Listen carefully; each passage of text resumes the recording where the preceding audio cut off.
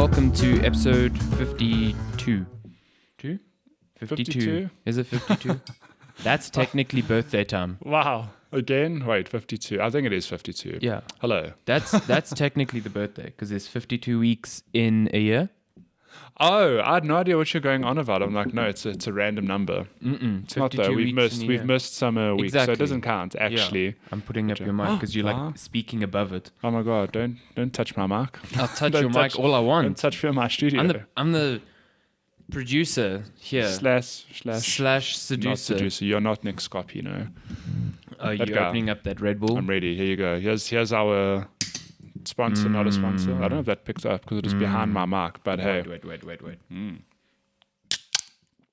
That sounds better. Cheese. That definitely. Oh yeah. Pay us, Red Bull. such a good. It's so weird that the cans feel so thin. It always. Yeah. What is up me. with that? Is that a new material? No, it's always been like that though. They've always been like thinner aluminum cans. I don't know. Aluminum. That is the only American word I approve. I've had it overseas as well. I think in the States where like some cans just feel like paper and they're going to like crumple. If you leave them long enough, they just get soggy. Yeah, like paper straws. That's what it feels like. Oh, that's no. honestly what it feels like. So, but Red Bull, nice and chilled on a May the 4th. Oh yeah, Star Wars Day. Happy Star Wars Day. May the Force be with you. Are we just going to talk about Star Wars for now? Yeah, let's do it. Okay, Jar Jar Binks was hard actually Sith Lord, as I'm sure the most popular internet theory in the world. Yeah. Have you read it? It's not Palpatine laughing at the end of that trailer. It's Jar Jar Binks. I haven't seen episode 1 for many a year. People give their movie shit, but it's got the coolest lightsaber It's got the best fight scene, but the rest of it's God. actual garbage, let's be honest. Yeah, a lot of it's garbage. The pod races are pretty cool. Okay, pod racing is not garbage, but besides the pod racing and Darth Maul... between the pod racing and the lightsaber fight, which is garbage, where they go to Coruscant and talk about politics. That's all garbage. There's the part that's everything other than those two cool scenes, which are actual garbage. So we can... Always the bigger fish thing was so dumb. What is that? Where they were in that little ship going away from Jar Jar Binks' home. Yeah. And the one fish eats the bigger fish. And You're Qui-Gon's like, it's always a bigger fish. You're like, okay, man. We get it, George Lucas. Jeez, stop. Could fucking hear Stop Obi-Wan's with your eyes roll to the back of the universe there. Using the Force. Yeah. He waves his hands and his eyes roll. Yeah, he needed to use the Force to roll them as far back as he needed to in that situation. God damn. But it is May the 4th, and therefore happy birthday to my brother and sister-in-law's cat, Yoda, who we gave to them on May the 4th. I thought it was going to be like to my brother and his cat. I'm like, that's weird. What? How old is he now? He's probably like 5 years old, 6 years old. The cat, yeah. Okay. No, my brother's not 5 or 6 years old, because if you were, I'm the younger brother, so I'd be smaller. Also, he has a child. You'd be podcasting with a toddler. I think that breaks T's and C's somewhere. This whole podcast is 2 toddlers. Whoa! Did you just self-burn yourself? Self-burn. Oh my god, you're such a toddler. Yeah, you see, you end up being called a child for so many years. You just get used to it. You just embrace it. You want to know it's a fun fact? Our group of friends, for those of you who don't know, always give Alessandro so much shit for being a trust fund baby, still young, still like the baby. I don't know. Like a trust fund baby. It's an ongoing morning? thing of like, yeah, you're too young to do X, Y, Z. Why are you drinking? You're so young. You know, those sort of jokes. In my circle of friends from school, I'm also known as the 13-year-old because oh really? I'm a year younger, yeah. So it's a rolling joke as well. Every birthday, it's like, hey, happy 13th birthday. I'm like, but I'm not. I keep forgetting that, like most of the friends that were at your wedding are all like a year or 2 older than you. Yeah. This is what happens. Which is weird because that just makes them way older than me. Way older. Because what, you're like 3 years older than me? How old are you now? I'm 27. You turned 27. Yes. So I'm 4 years older. Yeah, you're getting old, man. That's when you know. Is it 27? Oh my God. What year were you born? 92. Yeah, it is 27. Yeah, so Lenska's a year older than you. I'm turning 31 this year, so I'm 4 years older. Fuck. I'm 31. Old, hey. Yes. So Lenska's turning 28. Yeah. Next month, what should I buy for a birthday? Something that says you're getting close to 30. She'll love that. She'll love it. I love being divorced so young. Wait, your birthday's soon, isn't it? What is May the 4th? Yeah, 26, 22 days. My birthday is on a Sunday. Is Yeah, it? Oh, yeah. that's neat. Bam. It's actually been cool because last year was Saturday, year before Friday. Now I'm going to that thing of my birthday's going to be on a Monday next year and then a Tuesday. Wait, when's the leap year? 2020. Oh, wait, so next year it'll be on a Tuesday. Ha! No Monday birthday. For another 7 years. For another 7 years. That's fine. Nice. I'll take it, yeah. Because then it'll be 2 Tuesdays in a row. Because the leap year and then not the leap year. No, but you always just plus one. Does that make sense? So if my birthday's on a Sunday this year, next year it would be on a Monday. Yeah. Plus one. But because it's a leap year, it's plus two. Yeah, but then the year after goes back to not a leap year, so doesn't it just stay the same day? It goes up a day as really? well. Really?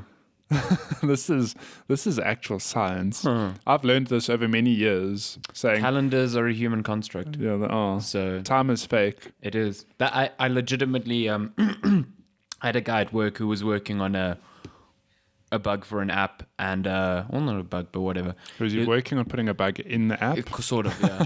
What? He was trying to fix a thing. You know, on your phone when you like, there's like a field that is like, what's the date, and you've got to scroll like the date. So he was fixing something with that, where it wasn't allowing him to go past a certain time. And I just looked at him and I said, you should reply back saying, time is a human construct. So therefore, this bug doesn't matter. And he considered it for a few seconds. Oh my God, really? Yeah. Sorry to change the subject. What is this on the Red Bull Let's see. tab? No, it's a little design, but what is it? It's a little bull. Have you never noticed that? I've never. Is that a bull? Yeah, it's the look at the little red symbol in the logo. It is a bull. Who would have thunk? That is so weird. I was like, it's a. Have you never realized I've never noticed that. It's been like that forever. I don't drink nearly enough Red Bull to notice that sort of level of detail. I can tell you intimate details about a Red Bull can. Tell me, what does it say underneath it? Expiry Besides date. Expiry date. Damn it. Too good at this. So good. What is life? It's Checkpoint Chat. Checkpoint Chat is live. Checkpoint Chat is live. Yo, welcome to episode 52, the official year birthday episode. Third one this year. We're having so many birthdays. I feel it really does feel like it's cheating. It's like, we made it to a year. Yeah, we made it to episode 50. Technically a birthday / milestone. Not really. Yeah. In week 52. Doesn't count. No, it doesn't count. We'll take the cake take it anyway. Yeah, I still haven't brought natas. You haven't brought natas. You haven't brought cake. It's really depressing. I'm a bad co-host. Yeah, you should fire me. Yeah, please don't fire me. I can't fire you because then you're like, what will you contribute to the show? Who would I talk to on a Saturday? I would lose out on all those great gifts. Oh yeah, I send a gift every Saturday when I arrive. That gift today was good. It was a snake. Landing on Batman and saying, sup. I search very hard, aka at least 10 seconds after arriving. What do you search in the search bar? Just every time I've come up with a different word. So it's usually like hi or hey or hello or what's up or sup. Today it was yo. And you got a snake. I got a snake, sup. Yeah. This is an art. Fair. Okay. I'm good. I'm gift. They don't call me the Gift Master 5000 for nothing. Gift Master 5000. They don't call me that. Jeez. I wish no one ever calls me that. I'm calling you that from now on. Gift Master 5000. Yeah. This Checkpoint Chat talk about video games and all the things we love about them. This week, I'm feeling tired. I had a very busy week at work, extremely. So, I don't think I spoke about this last week. Did I play games this week? Yeah, I did play games this week. I reviewed another game and then I played another game for fun. Wow. Good stuff. So much of time. So let's start with the one I reviewed. I reviewed World War Z. World War Sleep. That's what you wish you had in your life. Yeah. But the game didn't put me to sleep. It was kind of pretty cool. I've heard a lot of people loving World War Z. Yeah, listen. So I submitted my reviews up on GameSpot now, and I only gave it a 6, but not for the reasons of it not being fun, just because whoa, bloop.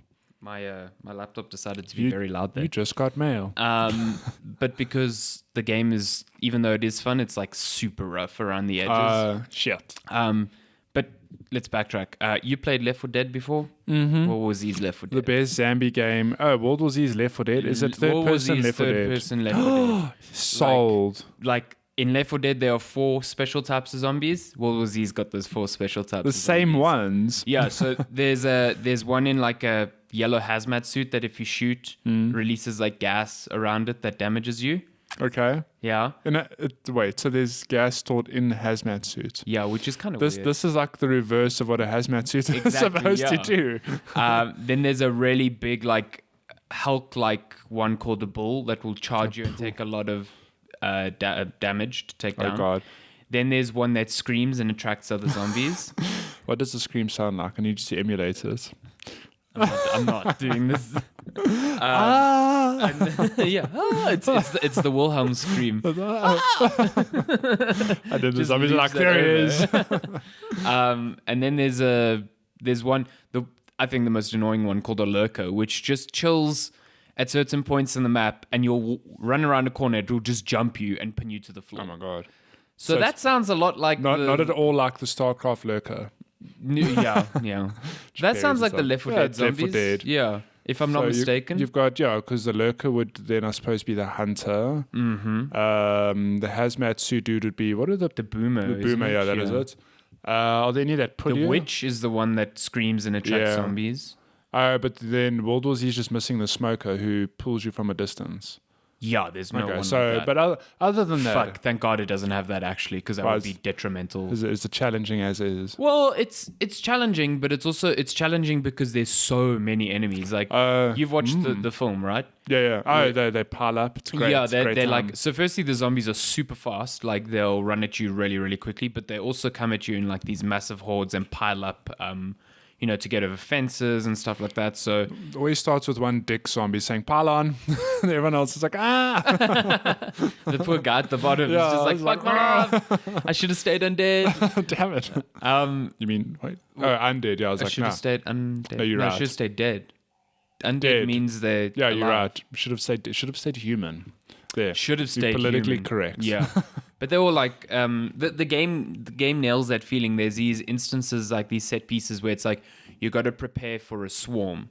So you get limited, like it almost turns into like a tower defense thing where nice. it's like, okay, you can put up this automated turret here, you can put up like electrified fencing here to try and Thin the create choke numbers or- points. Yeah. Oh, okay. And then you start and you literally see thousands of zombies just appearing like on roofs of buildings. You see them like raining down buildings. It's kind of like a cool thing to see because they just come from everywhere. Is it and there's just- terrifying? yeah, it's terrifying because there's so many of them.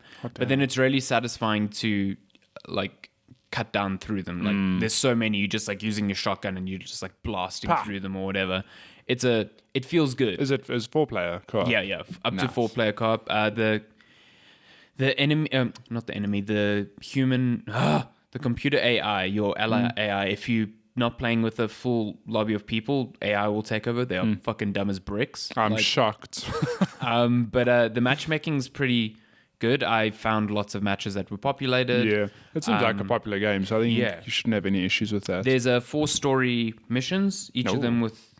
Okay, so 3 of them have 3 chapters. The last one there's 2 chapters. Do they for all some start bizarre with a reason. movie poster? No, they don't. Damn But it. they all start. They're all like one's in New York, one's in Russia. They all start with like 4 survivors trying to achieve something. Like in New York, you're trying to get this subway car moving through like the underground so you can get to somewhere. I can't remember where they end up going. And in Russia, you're saving like food supplies for some. Because a helicopter came down and had tons of food supplies. Excuse me, I was in the neighborhood. Yeah, the stories aren't really that interesting, and the objectives you do within missions aren't really that interesting. Because like in Left 4 Dead, you're like shoot, get to a safe house, reload. Let's load the next chapter, and then So- like shoot, activate something that's going to call a whole horde of zombies in. That is Rinse, 100% the formula that World War Z does. It's like shoot, run to a switch, pull switch, opens door, carry on, blah, blah, blah. Every now and then there's a cool objective. There was one I think it's in the New York one, where you're in this like underground bunker and there's like a toxic gas in this like massive room and you've got to get down these like flights of stairs. So you've actually got to venture into the toxic gas and hunt for like a dead body with a key card that will give you access to a terminal that brings down the level of the gas. Okay. But zombies are attacking you while you're doing this. So it's kind of like frantic and fun. Frantic and stressful. Yeah. But a good time nonetheless. But most of the objectives are like Left 4 Dead, What is cool about World War Z is that you get classes. So even though you only have 4 characters like visually, you can equip different classes to determine your starting weapon and like your ability. I'm assuming each campaign, the 4 characters are different in terms of visuals, but yes. the classes maintain. Yeah. How are these characters globetrotting? No. They're all 4 different. There's some weird ass characters in the Russian campaign. There's a gangster turned priest. What? Yeah, because he survived some gang shooting and took that as a sign from God. Yeah, he's like, yeah.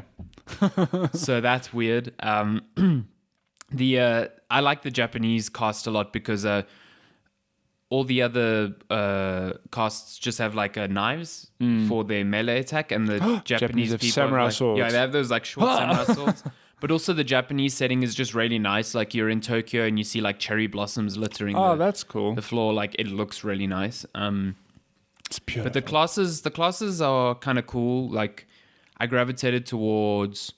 What was the class called? Exterminator. So I got Molotovs, and I could unlock perks that could increase damage done to zombies that were on fire. Stuff like that. Okay. Yeah. So you as you play a class, you level up that class and you unlock perks that you can purchase using an in-game currency. And you earn in-game currency from every match you complete. But if you swipe your credit card, I'm joking. Are there I don't actually microtransactions? know. No. I don't think so. Because it seems like the sort of game that you can buy a pack for certain cosmetic things for weapons and stuff. That's fine though. Yeah, and then also the weapons have a progression system. So the more you play, so there's 3 tiers of weapons, and as you progress through a stage, you'll come across those 3 tiers of weapons. So you'll start off with the tier 1 shotgun, for example, and if you hunt around the map, because you have to like actually explore the map quite a bit, you'll come across crates which have a tier 2 shotgun or a tier 3 shotgun. So it's Fortnite. Yeah, kind of like that. But each tier, like you earn experience for each weapon based on how much you use it. So it's not like you use shotguns. It's like you use the tier 1 shotgun, then you use the tier 2 machine gun because you decided to change, because you can change weapons. Yeah. And based on that, you'll unlock perks for those weapons, to increase their damage or whatever. So it kind of rewards you for the playstyle you enjoy playing, which is cool. I like that. And you can replay missions, on higher difficulties to earn more experience. And also, like, as you naturally progress and unlock more perks, you become more powerful. You become better, yeah. You want to get harder. That's like everyone loves Left 4 Dead, but it's an old game now. Yeah, it doesn't have any sort of progression. That's the sort of thing that Left 4 Dead could benefit from. So World War Z takes the template of Left 4 Dead and adds the modern sprinkles. So if Left 4 Dead 3 just needs to... So, like, this sounds all really positive. The only real problems is that, like, you can complete all of the story missions in like 4 hours, which is fine, whatever. And repeating them isn't that exciting because the set pieces are all the same. Whereas Left 4 Dead had that the director. Yeah, the director, which changed your runs even slightly. Like here, it's like all the special zombies appear in the same places, the swarm series in the same places. So it becomes, even though you're increasing the difficulty and it's getting harder, like it's not really changing up in a way that's meaningful. And then there's like, I find that there should be more stages, I think, which would be nice. I know that part of their roadmap, they are adding another stage to Japan really soon. It's an existing place. And I assume they'll add more content. Yeah, but going like, forward, they probably will. Yeah, outside of that, you've got like a competitive mode, which isn't that good, like a PvP, because the gunplay is fine when you're playing PvE, but when you're playing against other humans, it's not precise enough to feel like really competitive. So the competitive mode, is it like Left 4 Dead where people take control of the zombies? Or No. Just humans versus humans? It's humans versus humans in very traditional matches like Team Deathmatch and King of the Hill or whatever. The spin on it is that zombies are in the matches. So every now and then you'll be playing a Team Deathmatch and it'll be like a swarm is incoming. and like zombies will just inundate the map for a few minutes, which is kind of cool. That's quite a cool premise, though. And you can like shoot an enemy and attract zombies to him, and if the zombies kill him, you get a kill. That on paper that sounds great, but It's cool. It's just like I played 1 or 2 matches and I was like, yeah, I'm done. Like I'm done.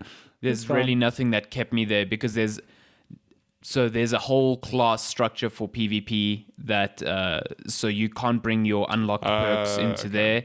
And then you unlock, it was just like too much. I was just looking at it and I was like, this doesn't seem like something I'm going to invest real time in. But otherwise, the game's, I think it's like $30. Okay, it's not a full price. It's got some technical issues. Like sometimes it doesn't look that good. I experienced many crashes. What did you PS4, play it on? Oh, in PS4, PS4, yeah. okay. It crashed maybe once It's every weird. hour. Yeah, like it would be loading into a match, crash. I'd be in a match, annoying. crash. And that's PS4 Pro as well. Yeah, so that's a problem, I think. Especially because it's like hard crashing. Like some points locking up my console that I need to yank out the power. No, that's not cool. That's not good. Yeah. And then just the repetitiveness. Like I finished all the campaigns like 3 times and I was done. Like I was like, I got like halfway to the difficulty I needed to be. Like I didn't ever reach the max difficulty. Okay. I tried it. It didn't work out so well. But like there was really no incentive rather than like, okay, let me try level up another class. You know, and I didn't really want to do that. You said there are 4 classes. No, there's 4 characters. Like 4 characters. I think there's 8 classes. Okay. It's It's quite a few. a variety, but yeah. Some of them are a bit boring. Some's like you'll drop weapon caches. Yeah. I mean, not weapon caches, ammo caches for other players. It's like, Okay. okay, cool. And like ammo's pretty abundant there, so I don't understand that. The medic is pretty cool. There's one with a stun gun that is pretty nice. Oh, wow. Yeah, it's fun. Like when you're facing those massive hordes, fun time. I think it's a good time. It's a good way to spend like a weekend with friends. And at $30, I think it's it's not going to break your wallet. Yeah. So and it's doing super well. So I hope they add more content, and I'll continue playing it because I think as a neat distraction, it is fun. It's just rough. I mean I know we keep comparing to Left 4 Dead, but I mean it's the same sort of game.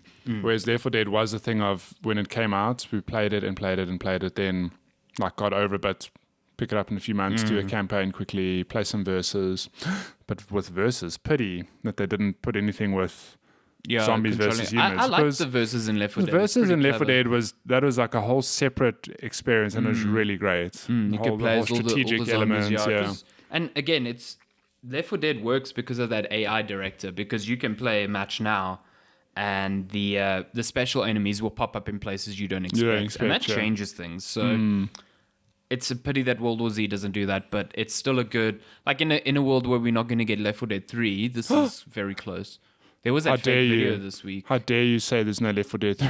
Did you see Wait, what video? Yeah, there was like a trailer that came out that everyone thought was like a Left 4 Dead 3 teaser, and then it had some text in the title that contained the date for E3 and stuff like that. And then Valve was very quick to come up, be like, nope, that's not us. That's fake. That's not us. Wow. Because everyone was like, holy shit, this is Left 4 Dead 3. But is it Turtle Rock? It's making Back for Blood or something Back for Blood. Oh my god, what a name. Which essentially, because they made Left 4 Dead 2. Yeah, so like a spiritual successor, which they made Left 4 Dead. Maybe it'll be a really great game.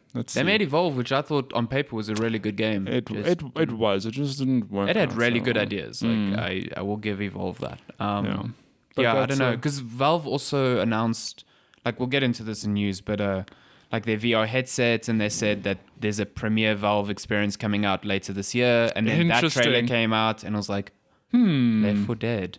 But yeah, I would have been chuffed if it was an actual Left 4 Dead. And of course, Reddit's not letting it go. They're like, no. They're still like, give us Dietard. Well, yeah. With that let it go. Stupid, With that, what is it? It looks like Kirby. Or, like, give it to me. Give Dietard. Yeah, that's World War Z. So World War Z sounds okay. You know what else is okay? Days Gone. I'm not going to spend too much time on it because we really spent a lot of time on it last week. But I obviously haven't finished the game yet, so I'm plowing on trying to reach that end. And let me tell you, this game has me equal parts hating it and equal parts going, yeah, it's okay.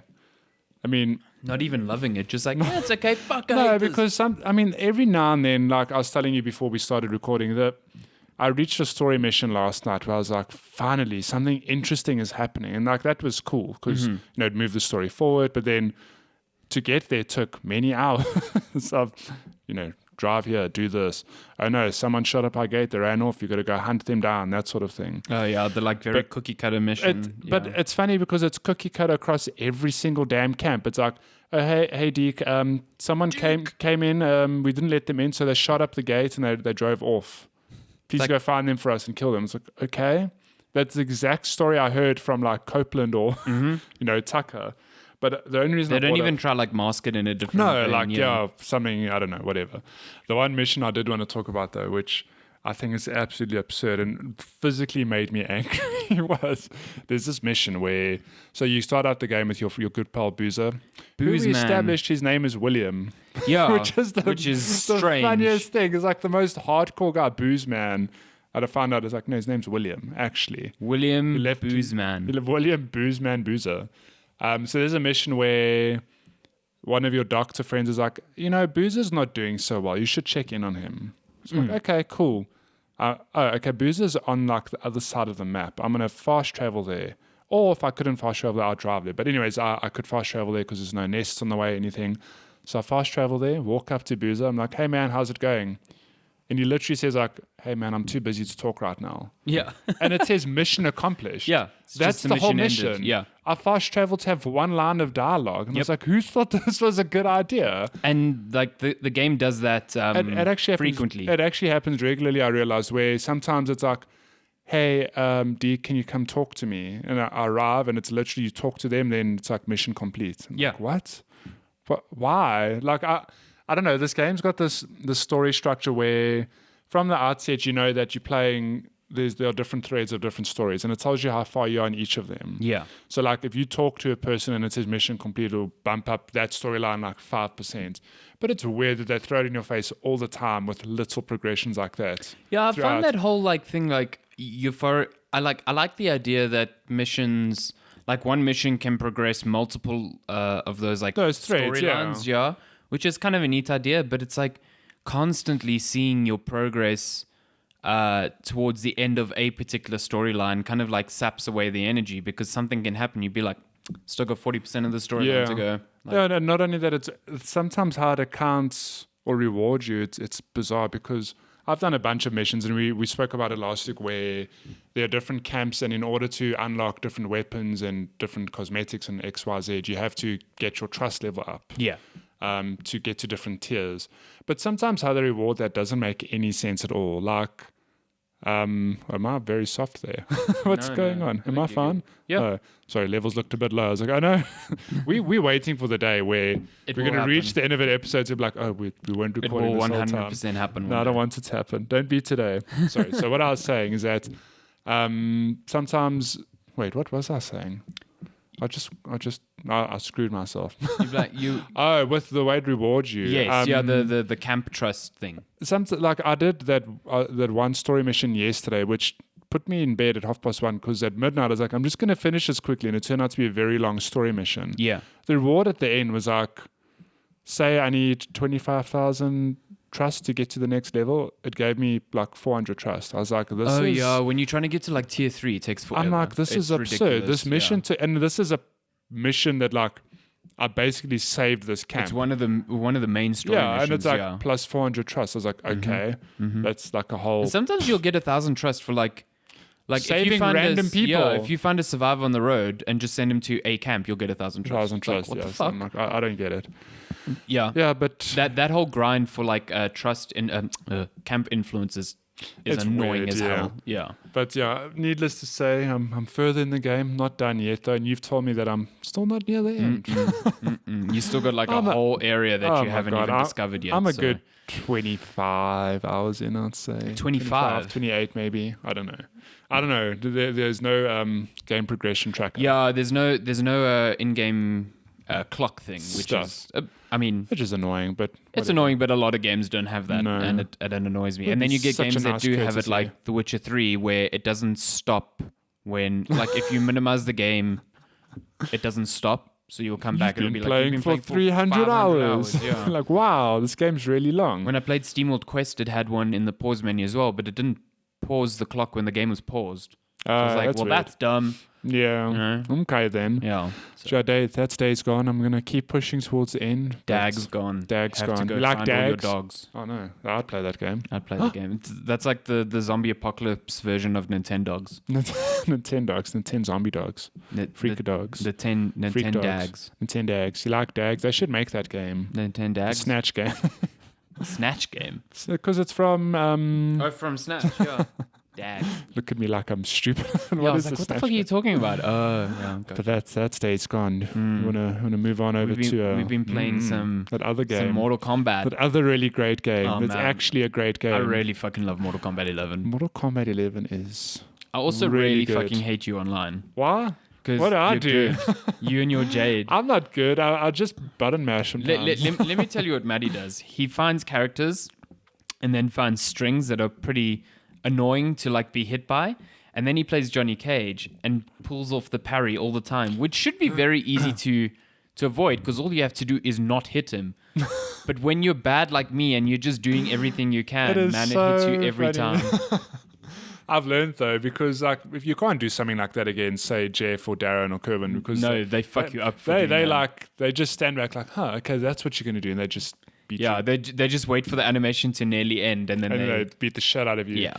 But when I'm up against like you or Glenn or Craig, Get it's so fucked up easy by to that. get you guys to panic because like I uppercut you, you fall to the ground. I walk up to you, and I know that the moment you get up, your immediate reaction is to like attack. Yeah, do So, like a get up attack. Like, counter. Hit you, throw you down. Move up to you. I know you're going to attack again. Counter. It's fucking bullshit. I hate it so. And Oh, the my worst God. part is that every time I get hit by that, I'm like, damn it. And I just hear you on the other end, like laughing. You're just laughing through the mic. And it's like, Come on, oh, he knows what he's doing.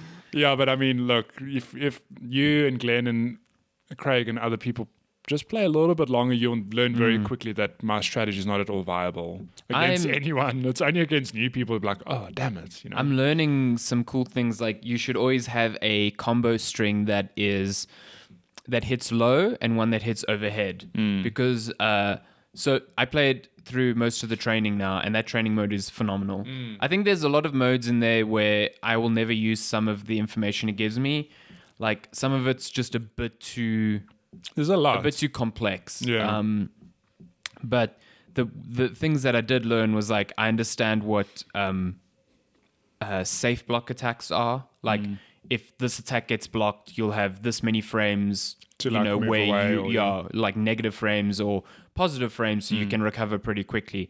And then the main thing is also like you should always block and press down. Because that blocks low, medium, and high attacks, and the only thing that can hit you is It's overhead. yeah. So, as an offensive character, you should always have a combo string that attacks low and always overhead, so you can mix it up. Yeah.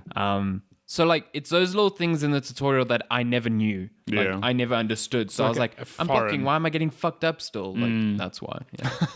Not to mention the grab button, which you and Glenn always manage to counter, but I've put that down to you that you guys are spamming buttons. Because I was like, hi, you blocking grab. Oh, you countered It's my also block. pretty easy to counter blocks. Yeah. Like it's like R2 and back or something like that. Yeah, but So- then with people like Jeff, I could often grab him because he's only pushes buttons meaningfully. yeah. And I'm like, Maybe you should stop button mashing. Then you'll. I know, I'll then be you'll better at the good, game. yeah. But I really like this game. I like the online structure we have going. This whole King of the Hill thing. Yeah, look, the online, I mean, I didn't play 10. I never played 9 online, but the online in this game works perfectly. No, I mean, I've played a couple of games just searching randomly online. I've have only you? had Okay. one game where the game froze up for a couple of seconds, but then it loaded. We fought, round ended, froze up for a few seconds. We fought, and it was fine. Oh, But other than that, I've had no issues online. No, not that I can notice delay. Like maybe someone like Jeff, like no, my button inputs are a bit slower than normal. But to me, it seems perfectly fine. But yeah, the multiplayer is really great, and the game just overall is phenomenal. I like that whole format of King of the Hill. It's like, well, the person on top stays on top, but like, while I'm waiting for my turn, if there are enough people in the lobby, I can launch like a You can practice go, mode. I haven't tried that yet. Is it quick to load into a practice mode? Yeah. It's really quick, and That's then cool. it just loads you out automatically when you're like third in the queue. Okay, that's Yeah, cool. it's just like, hey, returning to match. Because when there were 4, like there were 3 of us, and I think there were 5 of us at one stage. I thought, okay, maybe waiting per fight is a bit long. Yeah. But I mean, because then I was thinking, like, shit, what if there are 8 people? Like, you really As wait soon a as it while. starts filling up, it gets a bit long. But the fact that you can go practice, and it's actually fun to just be in the chat and watch and cheer each other on, or like it's laugh. cool because it's like you can choose, like you can watch the match, you can emote, it's like a full on online suite. It's pretty cool. And I like that. So if you push the touchpad, it's the screen.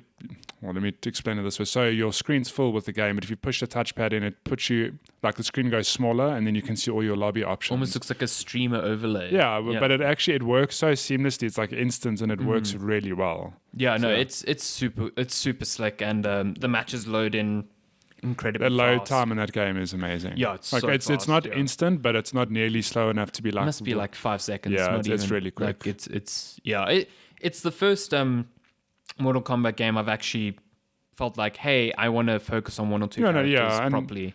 You get I'm at that point now where I finished the story. I spent like 2 hours in the crypt yesterday. Oh yeah. Because I think the crypt has some really cool ideas. I actually haven't touched the crypt. I've literally done story and multiplayer. So the crypt is like this third-person adventure game. So you're on Shang Tsung's island, and you're controlling. They don't say who. I guess it might be Shujinku from Deadly Alliance. One of those old dudes, games. yeah. And you, like, you know, there's the chests everywhere, and you use money to open them. But then you come across like iconic items from fighters in the game. Like you'll get Shao Kahn's hammer, and you'll get Scorpion's chain spear thing. Blade And thing? yeah, and those will be like abilities that will let you reach other parts of the island. Oh, okay. So it's a Yeah. bit like what dare I say, like a Metroidvania in Kind that of sense? like that. Like you need Shao Kahn's hammer to break down like crumbling walls to create new paths to okay. certain areas.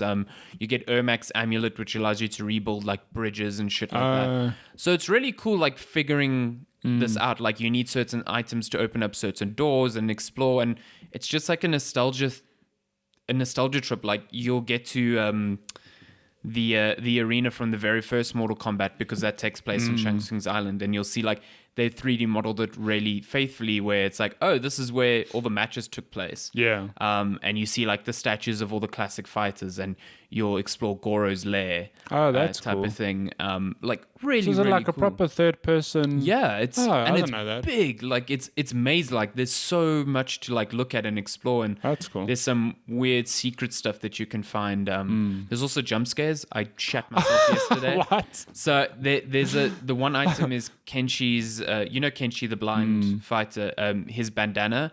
And that allows you to go into this like Batman-esque echolocation vision. And sometimes when you put it on, a creature will just appear in front of you and attack you and kill you. What the hell? And I didn't know that happened. Oh my god! So it's So I like put it on, and this thing just screamed at me, and I had my volume so loud, and I was like, ah! And I just like threw my controller, and I died.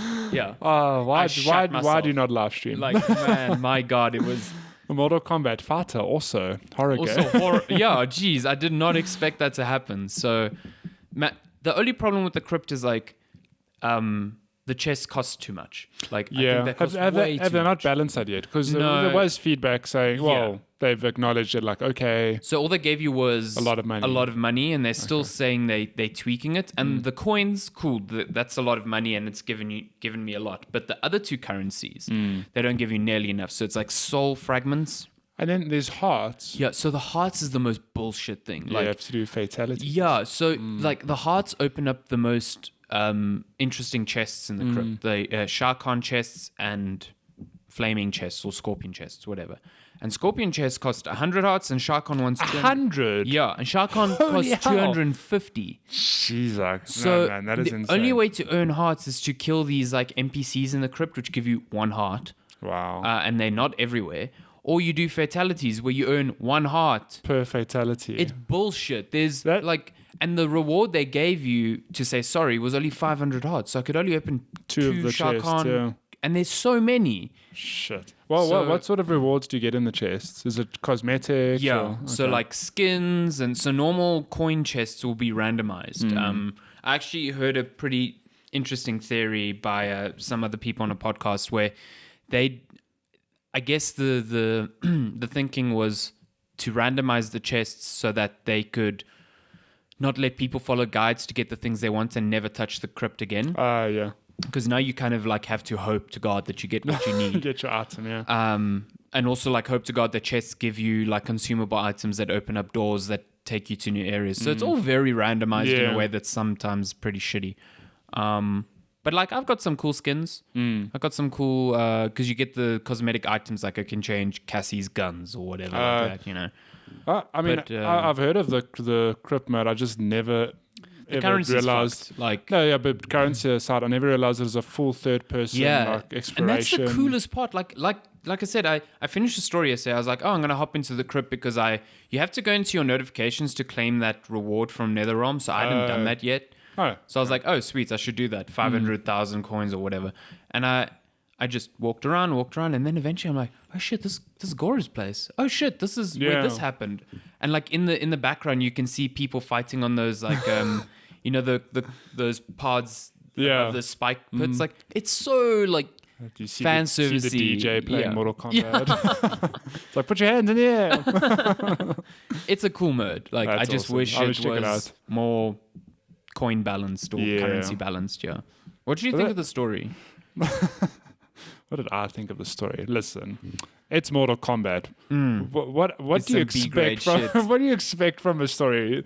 I just love how they stitch it together. It's literally like, okay, we want players to play as this character, so we'll set up this little narrative, which is like they're walking there, then someone stops them, and then they have to fight. Like just the way fights happen, it's 9 out of 10 times it's complete bullshit. It is. It's like even allies turn on each other. It's like no, Raiden, I won't let you do this. Yeah, they have a disagreement and they fuck each other up. Then you have to fight each other. Okay, you fight each other, and then like someone wins. Like, yeah, see, bro, like don't do this, and you move on to the next person. Like, no, you can't do this. Let's fight over it. I'm like, oh my god. And also, some of them are in like the same place. It's like you fight one person, it's like that guy was weak. You can try me. It's like, why didn't you all just start at the same time? Like it was, yeah. I'm like, you're just standing there watching while I beat the shit out of I was this also like, I person. don't understand this. Especially at you finished it, right? Yeah. Especially at the end when you're in Chronica's Keep and you're fighting each of the revenants. Yeah. I'm like, why are you each waiting? Because it's fair. It's Mortal Kombat. Oh my god, it's so dumb.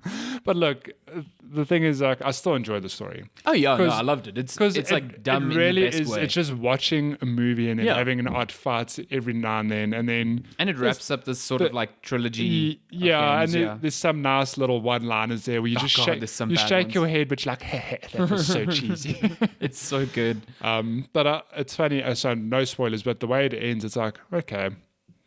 They can very easily just... They can do whatever the fuck they want now. They can just very easily make Mortal... Because I always think, like, with any game or movie or any franchise, like, let's take Avengers, for example. Like, that whole arc is finished now. I'm like, well, what could they possibly do next?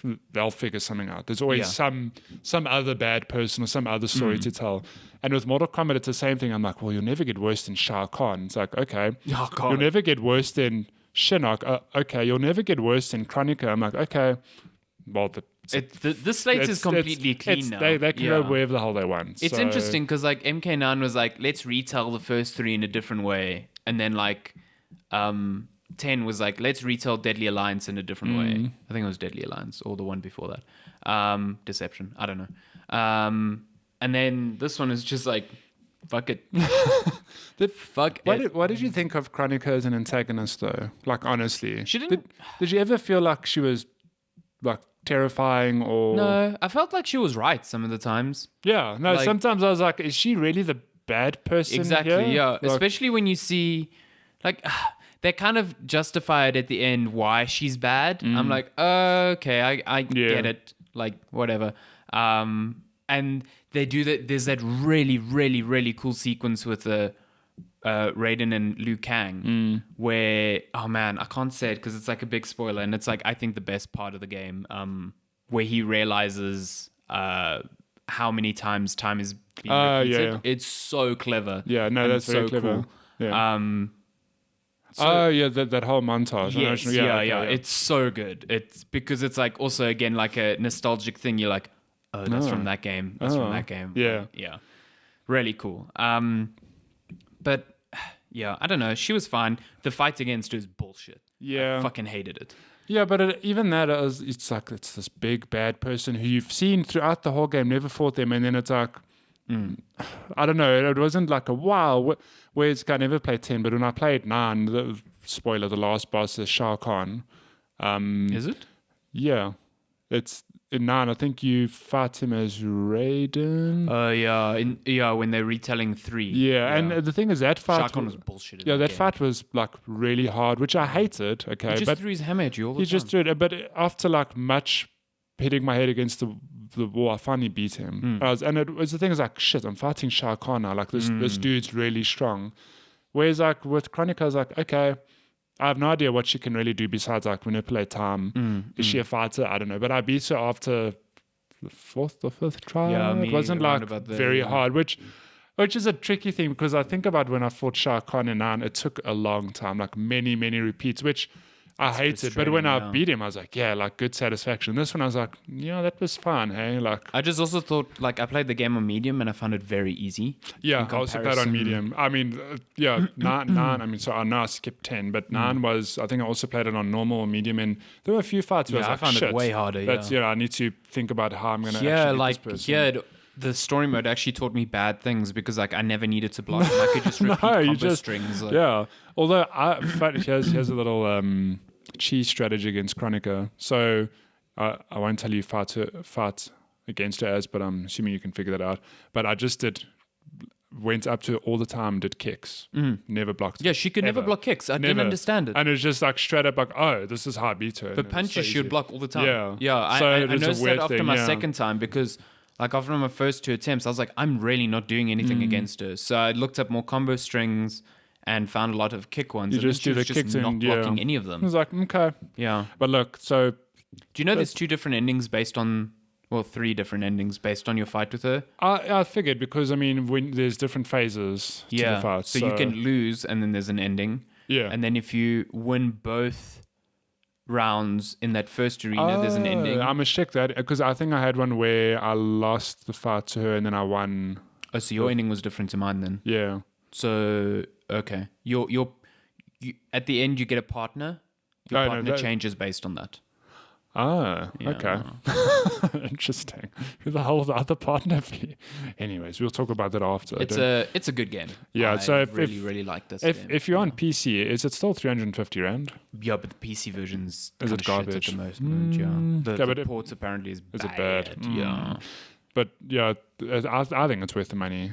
Like, I mean, the story mode alone is like especially 7 if you're hours, just playing 8 the story hours. mode, and maybe I haven't really tried the towers, and that's where people like kind of fall off because they say the towers are really bad. But I'm just enjoying like feeling like I'm actually not garbage at a fighting game, which I felt that in the other Mortal Kombats. I felt like I was bad at, like really bad at the games, but I enjoyed the story. Here I feel like, hey, I can actually learn and maybe get better. And it just like I'm by no means a fighting game expert, but this game just feels good.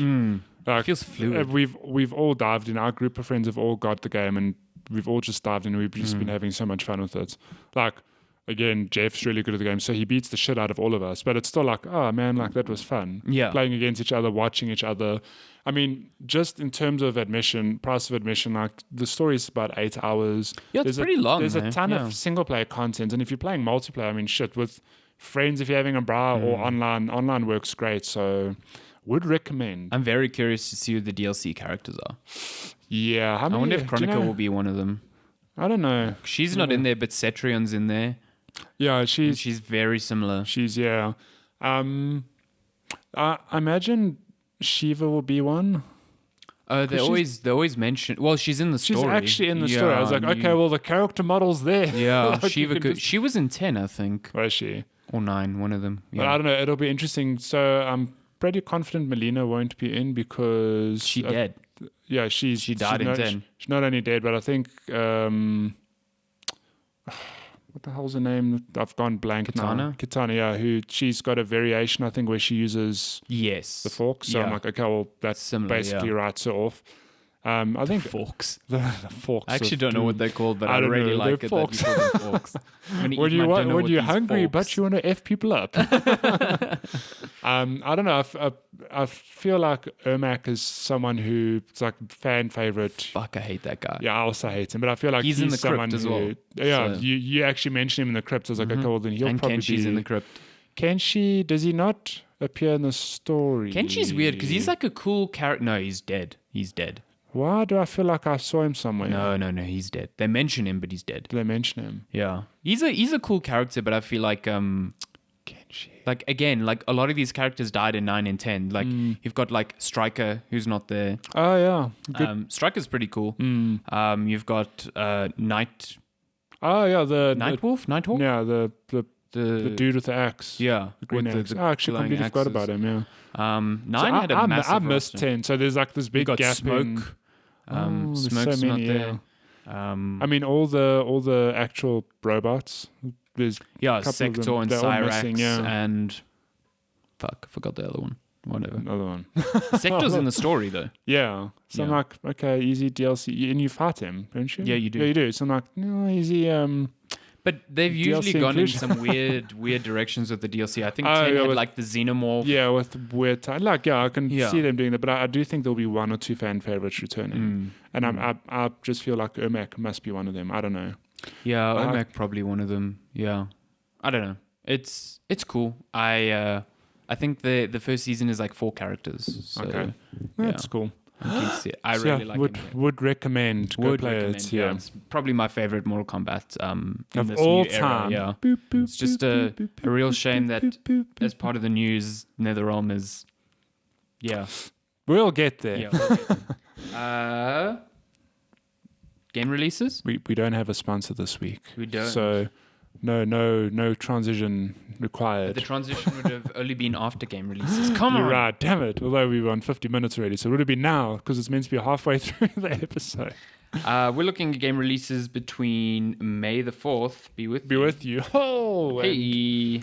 And May 11th, I guess it is. I know we always say this every week, but it's a quiet period. Surely now, building up to E3, there isn't too much coming out.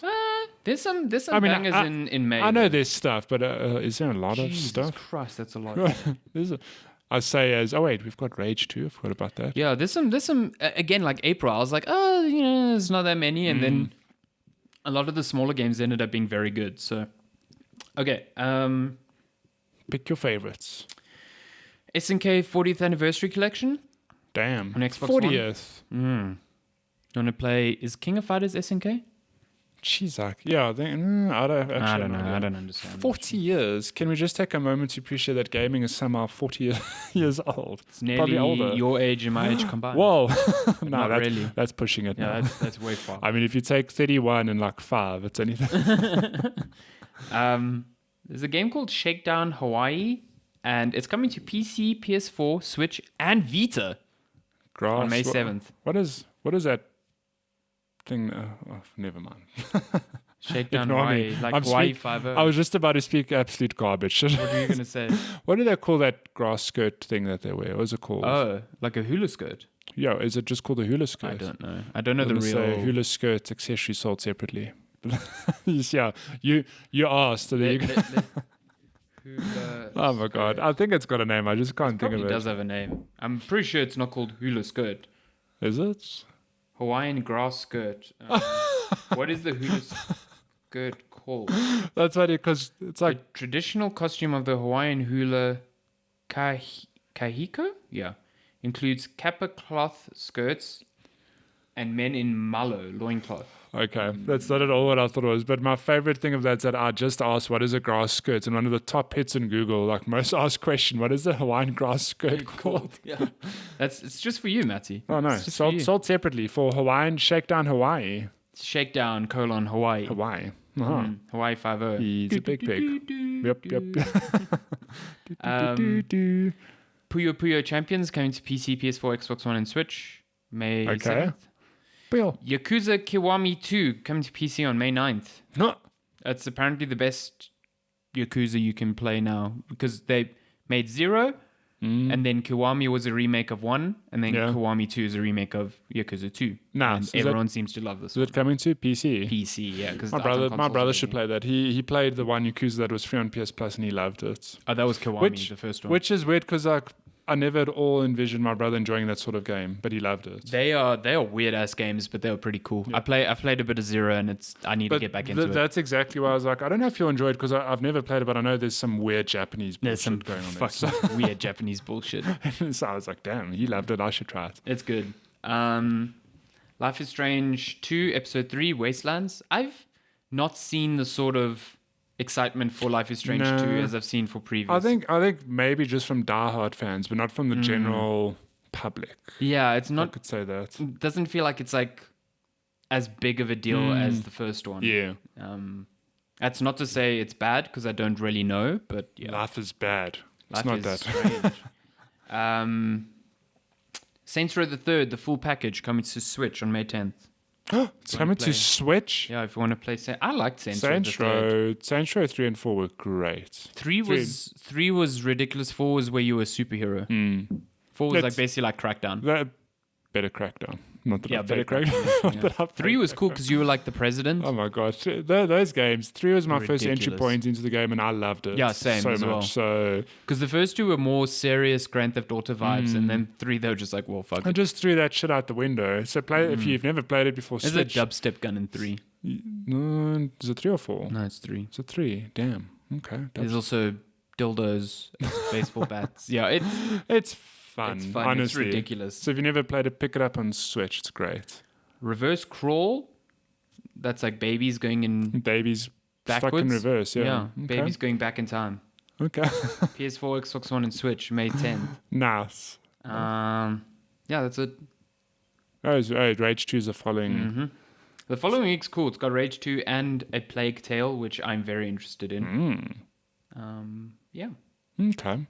So that's gaming releases. Yeah, gaming releases. Nice. So you've got some Yakuza Kiwami, some Saints Row, and some other stuff. Yeah. If you need something to play this week. Should get to news. There was some big news this week. There was lots of strange ton news. of weird news. I mean, we've got Sonic, the Sonic trailer. Oh my god, it's so bad. Why did they choose that song? Why did they choose Gangsta's Paradise as a song? You know when the trailer dropped, Alessandro messaged our group, and if you haven't seen the trailer, it's backed with Coolio's Gangsta's Paradise, okay, which is very weird. So Alessandro messaged the group like, why did they use this song as a backing track? And I sat and I thought about it, and I was like, well, maybe because Sonic came out in the 90s and Gangsta's Paradise was released in the 90s. Maybe it came out in the same year. And I legit looked it up. They did not come out in the same year. They are both products of the 90s, and that's the only thing I could think of. I was like, maybe there's some weird the tone of the trailer. Like, it was so bizarre. No. Yeah, I was like, okay. Man, that trailer is fucking terrible. Yeah, it's weird. I can't remember the last time I watched a movie trailer which put me off the movie that much. I just love the memes that have spawned. It's like the report, Jim Carrey's back is broken from carrying the Sonic movie. He looks pretty cool. It's Jim Carrey. It's a sort of role I don't think he's had for a long time where he's just like crazy. Yeah, he's just having fun. Yeah, which I'd be honestly be keen to see the movie just for that, but not in cinema. I thought that line where he got that other guy to be like, "You basic," was pretty funny. That was funny. Yeah, I thought that was pretty funny. But the rest of it is fucking terrible. Like Ben Schwartz not even putting on like a voice for Sonic is just sounds like Ben Schwartz. Yeah, like okay. And apparently they're changing the design of Sonic, which I'm like in two minds about, because I'm like, yeah, that design's garbage, but also like those poor VFX. When is the movie coming out? November. Now they have to redesign this whole thing. Yeah. That sounds like, yeah. I think the saddest headline, or was it a tweet? It's like the Sonic movie is going to go through some crunch. It's like, oh man, gaming's come full circle. It's the first accurate video game adaptation by replicating crunch in the workspace. It's like, oh my god. Wow. Speaking of crunch, there were two stories. Well, one was from last week, and then there was one that kind of like existed after that. We had a report from Epic Games, I think we spoke about this last week. It was basically like, hey, all these Fortnite patches come in at a really rapid pace and really good. They're and working. Turns out they're crunching like mad, like crazy there. and like people who refuse to work weekends are being fired and stuff like that. Turns out NetherRealm, kind of the same Just deal. Same deal, yeah. Yeah, there were a lot of tweets from former employees saying like, "Hey, that story about Epic sounds pretty much exactly the same as what it is at NetherRealm, except we don't get the fancy bonuses that Epic gives their employees." So it's like, oh no. Okay. Yeah. That's so sad. NetherRealm hasn't really said anything about it, and there hasn't been like solid reporting on it. It's just statements from previous employees who I guess worked on Injustice 2 and maybe on X or whatever. Yeah. But it's the same shit. It's like contractors are hired there, and the contractors are treated like shit because they're not full-time workers, and they're exploited because like they don't have to get healthcare paid, and they can get told to work ridiculous hours, otherwise they can lose their job on the spot. Meanwhile, it seems like full-time employees at NetherRealm could kind of like have the sort of like work environment that you would expect, like normal hour days and whatever, and they just expect contractors to pick up the slack. No, man. Lots of crunch, lots of QA testing that goes by unaccredited, like ideas suggested by QA testers that then are not credited to them faithfully. That's not cool. Yeah, that puts a real damp on the Mortal Kombat stuff, because it's just like, oh. Yeah, it is the thing of like, this game's great, but people like suffered. Yeah, they really, and again, we as consumers are left in this weird space because I think what's been said by most people who kind of like whistleblow on this stuff is like, do not boycott the game, because that ends up just making the situation worse. Yeah, it's like, what do you actually do? So what do you do? Yeah. Well, what do you as a consumer do? I am grateful that all these stories are coming up, because I mean, it's a thing that pops up every now and then over the years. Like, but I think the last year or two has been especially prominent, where people are like, "Hey, this is bullshit. Like, we need to fix this." So the more, and the thing is, it's coming from big studios. Yeah, it's. I think the main takeaway from all of this is that these aren't isolated events. This is an industry standard, and it's not sustainable, and it's broken. Like, something's not right. I do need to point out that we blame the companies, which by all means we should, but there are people there. I mean, I saw a tweet in response to one of the NetherRealm studios where the guy's like, "Oh man, like I would give anything to work for the studio. Like I'd put up with the shitty hours," and it's like, no man, that's part of the problem. That's you part need, of the you problem. need to stop that so people can stop exploiting this sort of thing. Exactly. It's attitudes like that studios latch onto, because they go, well, you're expendable. No, it is. It's like, and people are like, shit, I'd give my left arm to work for X studio because they're like the biggest studio on the planet. It's like, yeah, but you don't need to kill yourself, and you don't need to perpetuate this problem. So. Yeah, you don't, like, people saying that don't really understand the toll it takes on some of these people's lives, where, and you know, to be entirely fair, this isn't a problem that is unique to the games industry. It's just the one that we cover. So, like, the tech industry en masse is like this. And it's terrifying. Because there's so many people that are able to do, you know, software jobs, they see you as, you know, just expendable pieces of a wall, and just like, cool, you're burning out, next. Next. And it has irreversible effects on your life. Well, it's not funny thing, but the agency I work at now, it's the first advertising agency I've ever been part of. So it's been like eye-opening, the stories of it, because people come and go like very fast. Not because my company's firing them or anything. It's just, it's very normal to just move around and to work very hard between different companies. So it's not a gaming thing only, but geez, like it does seem to be quite prominent capitalism in gaming. Industry. It's weird. It's but like you said, I'm glad that these stories keep coming out. It's good that, you know, you'd hear about it every now and then. Every few years, you go, "Oh shit, yeah, that's pretty bad. That sounds pretty bad." But now it seems like every big release is accompanied by a report that is like, yeah, the crunch was fucking bad on this game, which is good. People need to understand that, yes, the game comes out and it's really good, but also, hey, look at the human cost of this thing. Yeah. And when the game is being talked about, that's when you need to hear about it. Yeah, and it puts those companies under the spotlight. Yeah. So, and it hopefully now NetherRealm's next game, they think like, shit, like, we got some bad coverage on this. Let's fix this problem. But that's the thing, is bad coverage enough for them to fix the problem?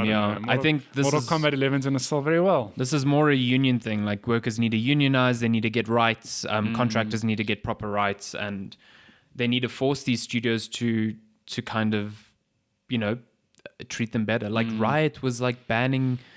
Yeah, there was some story with Riot this week as well. Yeah, they basically there's a threat of a walkout happening at Riot. People developers of League of Legends. Yeah, so there's threat of a walkout, and it might still happen, mainly because Riot said that they were not allowing, they pulled up a clause from one of their contracts. They basically barred their employees from suing them for sexual harassment cases. Yeah, they said that they can't be sued, and that the matters will be settled via private arbitration, so internally, a practice that is so frowned upon and vile that a lot of tech companies in America ban that practice. Shit. Because private arbitration without any sort of like unbiased mediator in there, it's dangerous.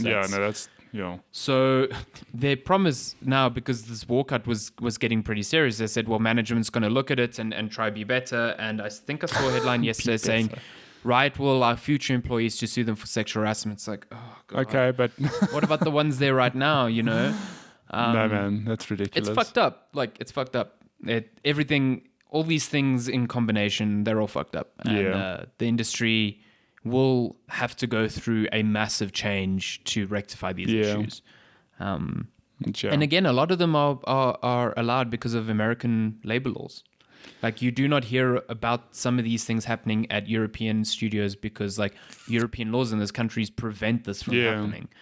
So as much as it's like workers need to unionize, studios and publishers also need to look at where they're positioning their studios, I think. Yeah, so put them in Europe. The actual laws against. Like Germany has like very strict laws against that sort of thing. So, I'm just looking at this really old screenshot of Mortal Kombat. This is in the crypt. You go past these nice. That's statues. Cool. It's pretty That dope. is cool. Pretty cool. Did you watch that Bloodstain trailer? Yes, so cool. So Bloodstain has, what is it, release date now, huh? Yeah, it's June 25th. Hold on. June 18th for and then PS4, a week PC, later Xbox, for Switch. So just, if you guys haven't seen the video, it basically shows gameplay of Bloodstain, and it starts popping in YouTube comments like, this design is bad, or like just this game looks like poop. Yeah, like all these negative comments, they start filling up like the whole screen, and then it's a hard cut to the director, what's his name? Igarashi is like, no, I will not. Like, I will fix these problems, and then I'll fix this. And he just like throws a glass of wine on the floor. Throws his glass aside, and then the trailer then hard cuts to showing old footage against new footage, and it's a massive improvement. It's a massive improvement, but it's just cool because a lot of people be like, no man, like this is my vision. I'm not going to change it. He was like, okay. I acknowledge your problem. Dude, I'm going to play into it and fix it. Koji Igarashi was just so funny. He's just like, I'll fix this. So funny. It's a good trailer. But the game's looking great. The game looks beautiful. I think it always looked like... I think it always looked good, but now... it looks even better. Yeah, when you compare it to the old footage, you're like, oh yeah. No, with the old footage, I'm like, oh, that is quite ugly, you know? And this is his, spiritual successor to Symphony of the Night. So great game. Very excited for this. Coming to Switch. What a time to be alive. We met Koji Igarashi. We did. He cracked his whip for us. It was great.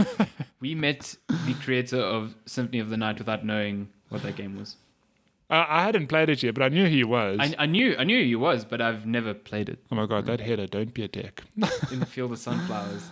Borderlands 3 got a gameplay reveal this week. Which was... Did you watch it? I watched the whole thing. Well, I didn't watch the actual live stream at the time, but I watched it. It was so cringy. So I watched it like a day or two after. And let me tell you, Borderlands 3, it's more Borderlands, but you know what? I'm actually excited for it. The guns look great. I don't know why they thought the best way to introduce the gameplay was to walk us through like a half an hour tutorial. Yeah, I don't know either. That was a dumb idea, I thought. That audience did make me laugh though, because it's like, and Randy Pitchford he's so cringe. The comments I can't deal with him. Like, even the fake enthusiasm and stuff. Like he does some things like, whoa, that was pretty cool, hey? And that was pretty awesome. I've never seen that happen. Yeah, he said something like, never seen that happen. If I'm like, this is a pretty staged demo. Like, of course you've seen it happen. Yeah, it's pretty. It's also, it wasn't pretty exemplary. I did laugh though, because part of the thing is like, yeah, we've like done some stuff, like players will be able to slide now. Well, he didn't put it like that. Like he says, we can track. Did you slide in the second one? No, I don't think you could. So he says like we'll be able to track data, like we'll know when a player's learn. He's basically framing it saying like we're going to teach new players how to play this game. I'm like, yeah, okay. Like he's basically explaining how tutorials work. Tutorials work, yeah. I was also like, okay. But it's like we'll know when players have learned how to crouch, and you see the player crouch, and how to slide. And then on the demo, the character slides, and the crowd's like, "Oh, wow!" Yeah. Like the vacant applause. Like that's a cool quality of laughing, but hardly worth like getting so excited about. It was also like the first time, because they always have those elemental barrels that you can kind of like explode. You actually use them. And the first time someone pushes it into an enemy, the crowd just goes wild. And like, wow, okay, that's. I mean, that's pretty cool, but and then there's like a minute later after the sliding, you see the jump's too far, and Randy's like, "Don't worry, you can jump up ledges now." Oh my god! And the crowd also like goes wild. I'm like, listen. I think that's very cool as well, but that's just a normal thing. It's like this should be in a first-person shooter anyway. Like I get why it wasn't in Borderlands 2 or 1, because maybe it wasn't a thing at the time, but adding it now and like shouting from the rooftops, like, yeah, you can climb ladders. It's like, okay. It's basically trying to make a big deal of like, hey, Borderlands is a modern FPS now. Yeah. It's like, okay. Well, yes, Well, it kind of needs to be. Like, yeah. But like you said, I think the guns look fucking cool. And sorry, that being said, the sliding does look like a lot of fun. It does, but yeah. I mean, it adds a lot of mobility to with it. Any game there's sliding, I'm like, yeah, I Yeah. can slide. Like it's great. The mobility is great. The guns look so cool. Are awesome. I like the Theodore ones. Like you throw your gun and then it gets legs and shoots people. Or it turns into like a bouncing ball and explodes. Like that's pretty cool. I must say the guns that they showed, where a lot of it is like, okay, it just shoots, but it's different to Borderlands 2. And some weapons have an alt fire mode now, which is cool because it'll mix up your gunplay a bit. And they've just like, they know that their strength comes in their guns. Borderlands 3, like, okay, cool, the writing's great, humor's funny. But it's the gunplay and there's nice like little weapons. effects on some of the guns. Yeah. Like one of the bosses they killed had this like gun that was like it shot like musical audio waves. Yeah, it almost looked like equalizer. Yeah, which is cool. And then you can pick that gun up straight away after you kill them, which is I noticed that a very very quick little jab at Anthem there. They're like, we believe in you being able to kill an enemy and reap your rewards immediately. Yeah. I was like, I see who you're looking at there. Yeah. I mean, it looks. Put it this way, it looks fine. I think it looks like Borderlands, and I think I'll play it and enjoy it. I like some of the planets. That futuristic city planet looks cool. incredible. Yeah. It's really just more Borderlands, which isn't a bad thing, but it's... Yeah, a lot of people seem to go, they come at you like, well, what did you want? I'm like, no, it's fine. Like, more Borderlands is fine, but like, when was the last time you played 2? Yeah, like, it's play it again. Dated, yeah. It's aged. Like, it's really... That formula's aged because, like, other games back then, there was no looter shooter. There's no thing like that. There are games that have improved on that formula. So I just wonder how Borderlands will stand next to Destiny and The Division. And I mean, we've got Rage 2 coming out, which by all means to me looks like a more realistic Borderlands. Like, well, not more realistic, it's just a different art style. Yeah, slapped onto Borderlands. So yeah, it's got the same color and whatever. The classes now have 3 trees and 3 abilities, which is like... which I'm also like, that's fine, but it's not a real change of how it works. It's just like, instead of 1 ability, now you can equip 2. Yeah, and I was like, okay. Okay, cool.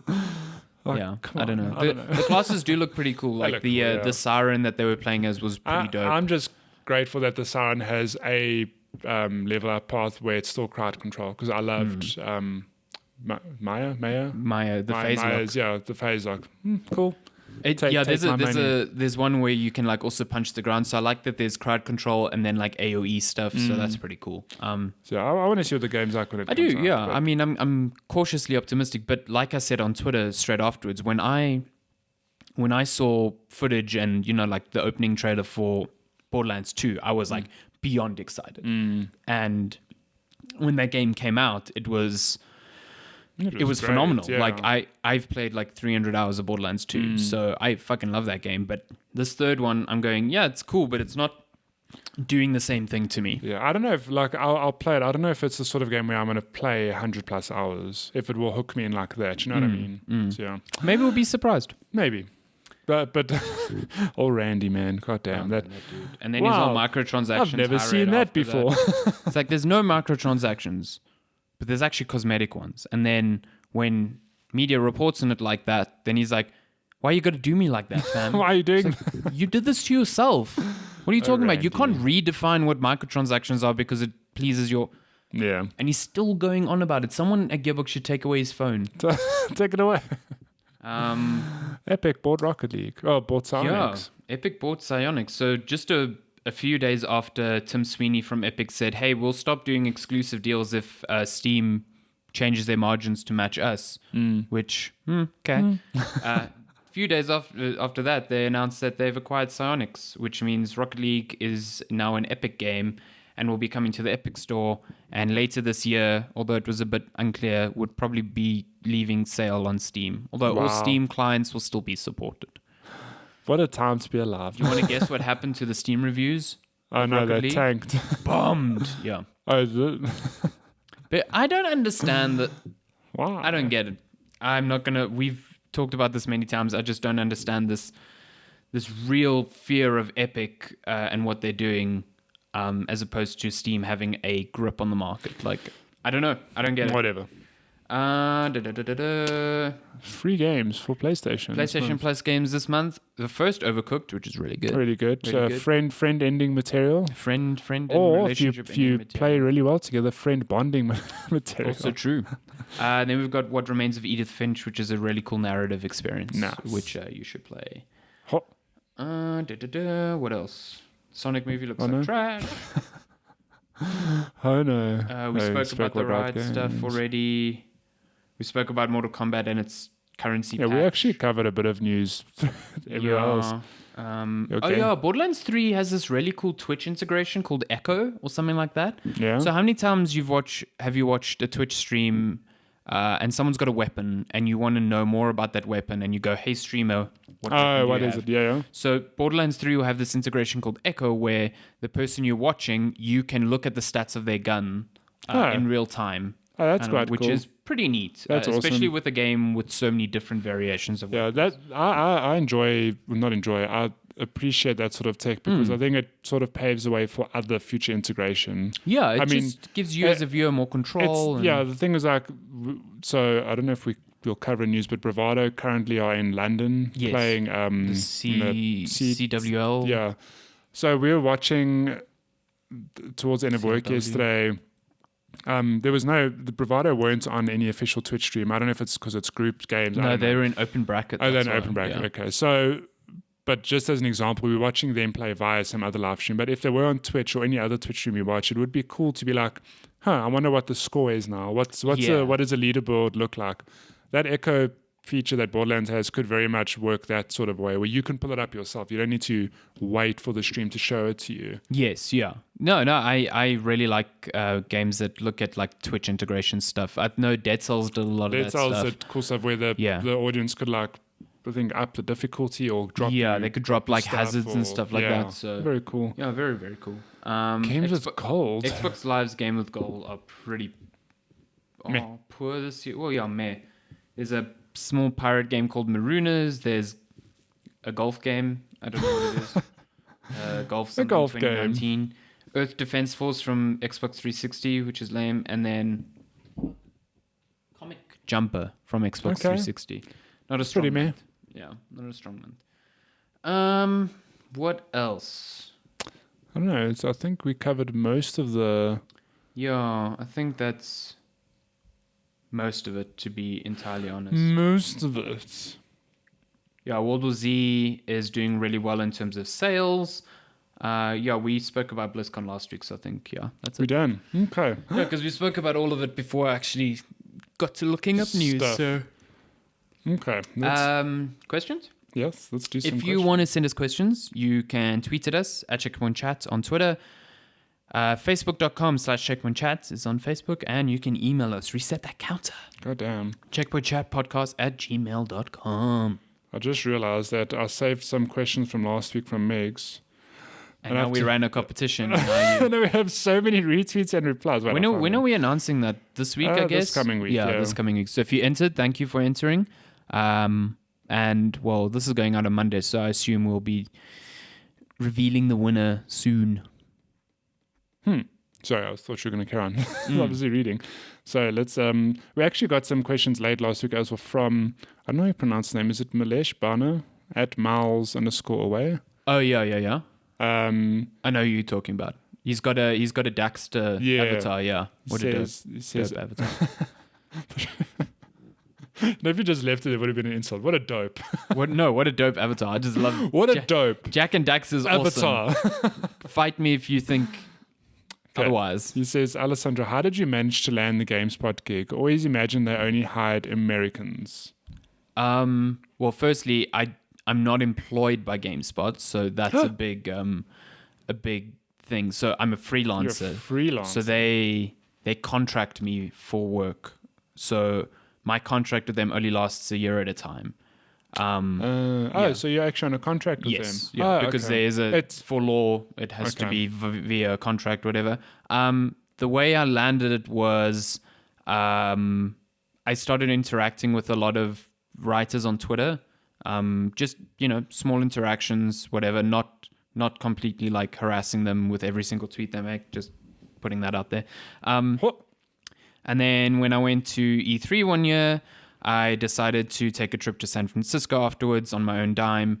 And I just emailed, San Francisco, because that's where most American games media resides. And I emailed everyone I kind of could, or messaged anyone I could, to ask if they would be okay with me meeting them there. So I got in touch with Grant Hans actually put me in touch with Fran Mirabella, who used to be the vice president of IGN. I love Fran. Yeah, he's not left. He's like kind of funny. And Fran was super nice dude. Yeah. Gave me a tour of the IGN offices. Really nice. Oh, was it him who gave you the tour? Yeah, he gave me the tour. Sorry, because I knew of him, but now that I've actually... He's on the Kind of Funny podcast.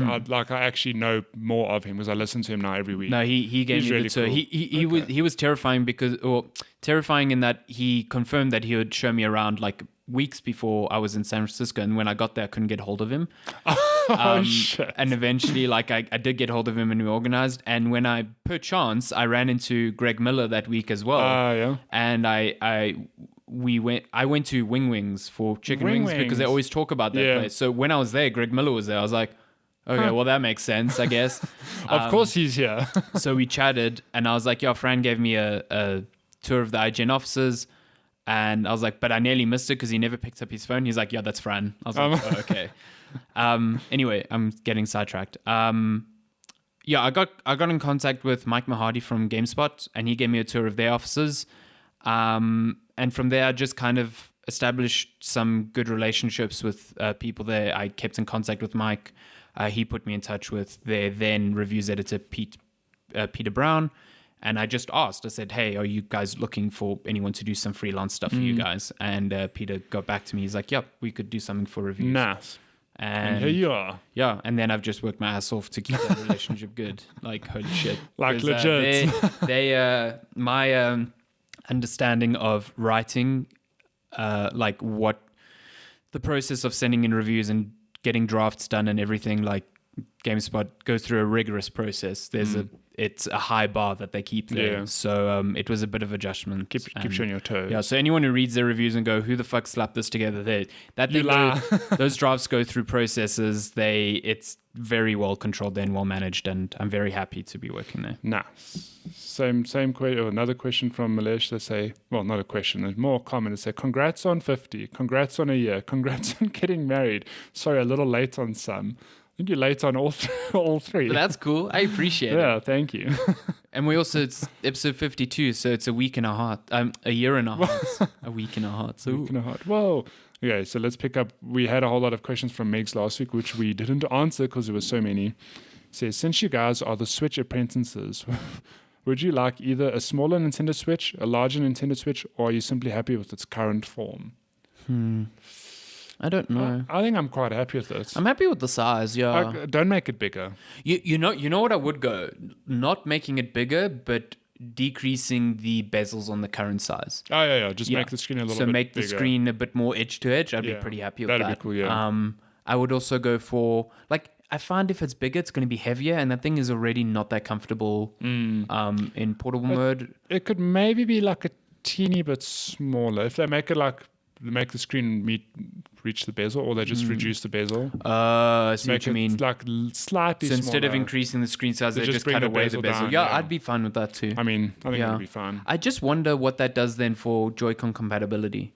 Because any increase or decrease in size, you're right. like They that, can only make the width smaller. They can't. well, yeah, they can only increase it width-wise. As soon as they increase height, that becomes a problem. It's a problem, yeah. Shit, I never And thought then you about start fucking with the aspect ratio if you No. start decreasing. So I don't know. I'm very curious to see. What about I'd be mad if they go, well, these Joy-Con only work on the Switch. I'm like, No, that's not no. cool. Would Nintendo do that though? Yes, 100% they'll do that. They not released a new 3DS with a C-stick. You're right. They would. They would do that. Don't do this, Nintendo. Yeah. I have 6 Joy-Cons and I love them all equally. Don't make me give them away. Okay, so next question is: how are you guys preparing for the upcoming South African elections? A big Switch day out? Question mark. No. I've never really been stuck in queues during election day. Yeah. Here's a pro tip: you don't go first thing in the morning. Yeah, no. Because that's what everyone does. They say, I'm going to queue, get it done with the day. And cool, I can appreciate it because I also like having the whole day ahead, not having to worry about anything. But if you go in the late evening, there are no queues. You literally walk in, you vote, you're out. It's so quick. But everyone at the voting station is mad because you're like, you're the reason I'm here this late. Okay, go like late afternoon, you'll be fine. Yeah, I've never really queued, but my station here is pretty efficient Quiet, and whatever. So yeah. I'm not even like really looking forward to the elections because I don't know who the fuck to vote for because all our parties are shit. So It's a tough time. Tough times. But yeah, I mean, I'll take my. I don't like playing my Switch when I'm standing. Also, you're in the direct sun. That's not a great time. Just go in the afternoon. You'll be. Yeah, I'll just listen to music or whatever, or actually speak to people. We'll enjoy the day doing nothing. We'll take 10 minutes to go vote. Maybe we should have an election day podcast. Which Which video game vote character would you want as checkpoint? president? Sonic with teeth. No. What? No, why are you like this?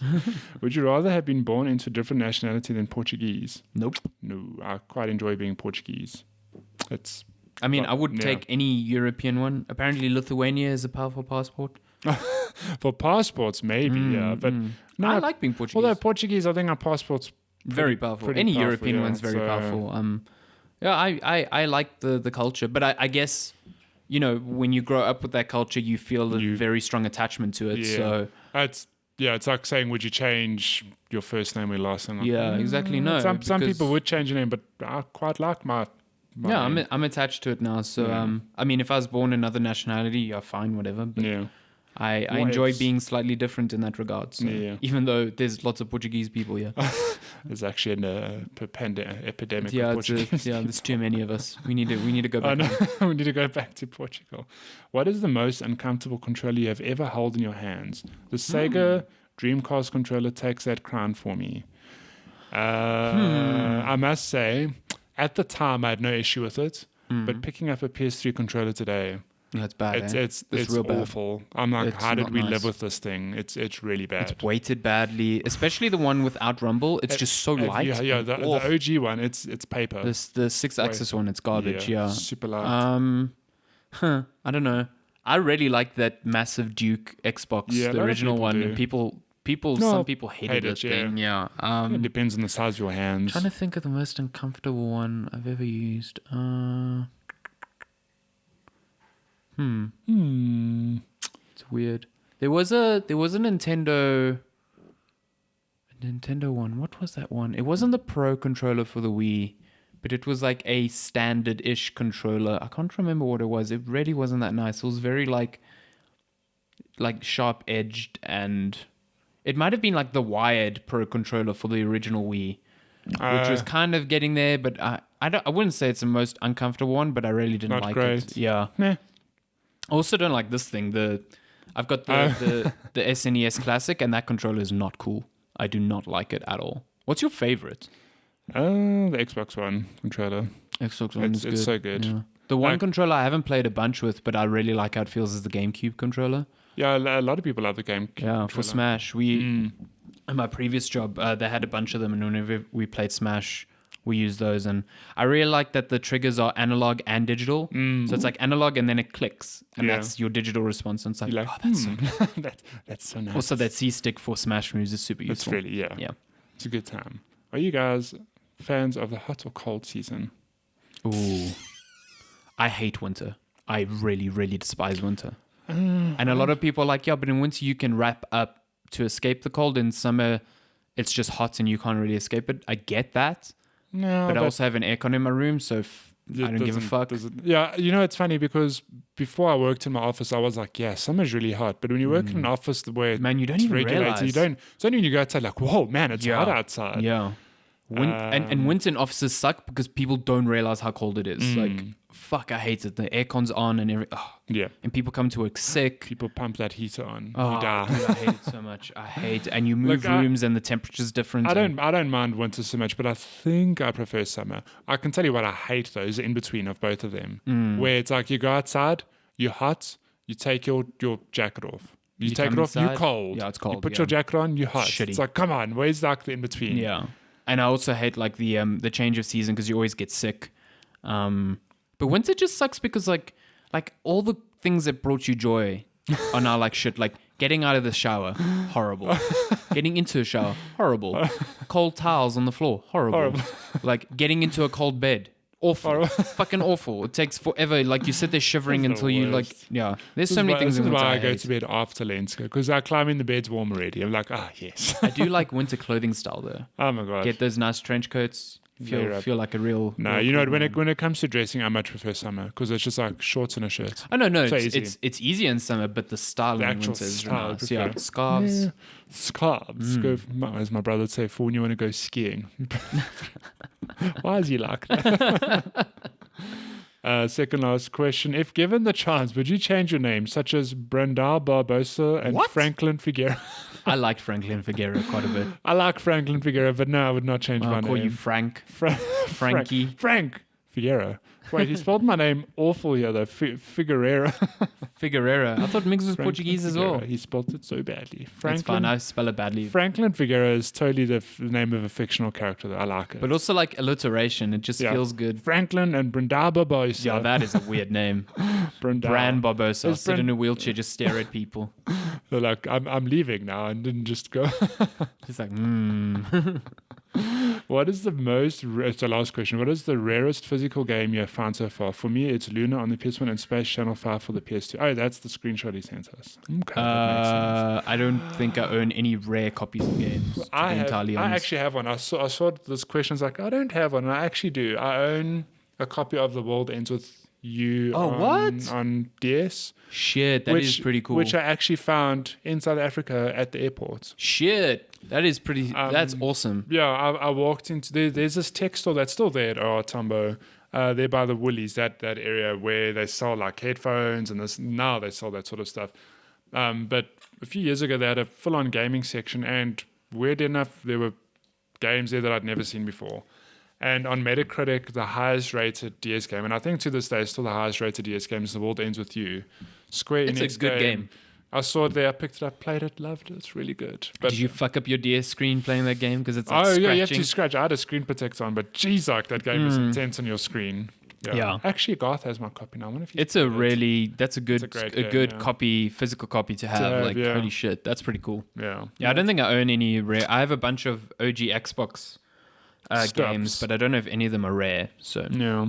Well, you have the OG Xbox, which is pretty rare. I need to actually open that thing up because I heard on the Giant Bomb podcast that after a set number of years, they found like not a defect, but like electronics have a lifespan. So there's a pretty big capacitor on that main board that is reaching the point where it will explode. Holy shit! Which is not dangerous. It's just like if it explodes, the liquid like wrecks the main board, so you'll destroy your Xbox One. Okay. And it's really easy to just open it up, clip that capacitor off, and replace it because the capacitors are ubiquitous, like they're not special. So I need to do that, or maybe it's broken already. I don't know. I know. I would hope not.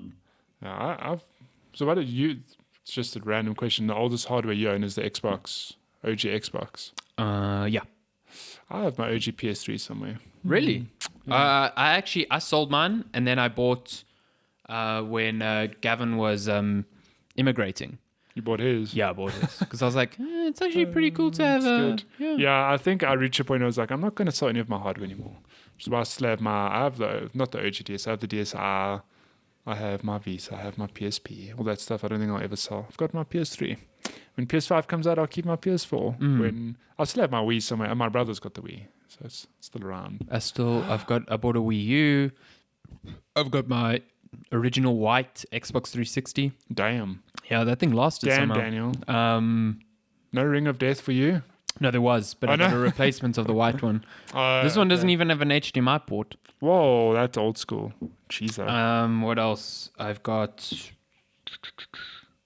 had a PSP, but don't anymore. I had a Vita, I don't anymore. Rip. I'm learning now. You see, I used to sell hardware when I didn't have money, but now I'm learning it's not to sell hardware. But Hardware's it's the same nice. for me. I mean, although we had a PS1, and I don't know what my mom did with it, because we never sold it. It just gone. Was it one of the fat ones or It was the OG PS1. Oh man, PS1 we got like on launch day, basically. not the slim one even. Oh man, I So still have sad an for you. original copy of Final Fantasy VII somewhere. Yeah, no PS1. See, that's pretty rare as well. Like in that crystal box, those crystal The boxes. crystal box is completely fucked, but Yeah, because those things broke so easily. Jesus. but I have it somewhere. They were like glass. They Yeah. could have been made out of glass anyway. Might as well have been made out of glass. That's all the questions. All done. Thank you for sending us questions. As always, at Checkpoint Chat on Twitter, Facebook.com/checkpointchat or checkpointchatpodcast@gmail.com. Send us your shit. Reset all the counters. Send one on every platform. Do it. Someone did that. I think Zane did that one week. Yeah, it was last Or week. Migs did that one week. It was last week Zane did it. So yeah, that's it. Eh? That's episode 52. That's it. We're leaving. We're leaving, yeah. I'm going to have a chilled Saturday without any review games God, for the how first nice time in for so you. long. Oh my How God. nice that when you guys listen to this is public holiday on Wednesday. Enjoy this last 4-day week because thereafter it's back to normal life. For a while. Those I 5-day think the weeks next are gonna... public holidays in June. Wait, there's one in June, so it's not that far. And then there's a while. Then it's like then September. after June, then it's like a nice long stretch of, oh no. Fuck my life. And then it's winter, so it's even worse. Winters. Yeah. Winter is coming. Let's talk Game of Thrones after. Goodbye. Thanks for listening. We'll see you next week. Bye. Bye.